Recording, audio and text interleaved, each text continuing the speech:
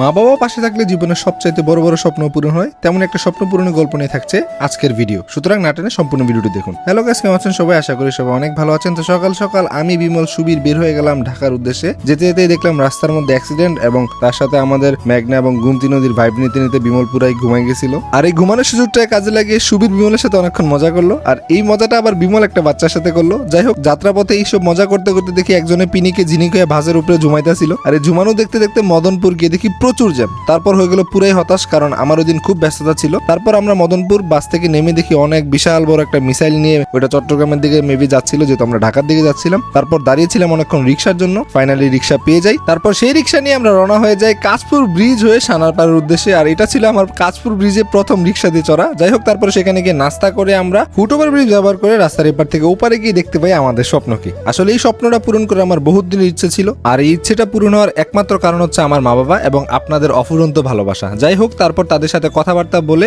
আমরা লেনদেনটা শেষ করে নিই। তারপর আর কি, সৃষ্টিকর্তার নাম নিয়ে সুবীর গাড়ি স্টার্ট করলো, আর আমি আর বিমল পিছনে বসে খুব খুশি ছিলাম। বিমল খুব খুশি ছিল এবং খুব এনজয় করতেছিল। জয়কে মিস করতেছিলাম, জয় ব্যস্ততার কারণে আসতে পারেনি। যাই হোক, কম বাজেটের মধ্যে হলেও আমার একটা স্বপ্ন পূরণ হয়ে গেল। আপনারাও কিন্তু চাইলে আপনাদের এই স্বপ্নগুলো এভাবেই পূরণ করতে পারেন আপনাদের মা বাবাকে সাথে নিয়ে। তো আজকে ভিডিওটা এ পর্যন্তই। যদি ভালো লাগে ভিডিওটা অবশ্যই শেয়ার করে আমাদের পাশে থাকবেন। দেখা হচ্ছে নতুন কোনো ভিডিওতে। টাটা।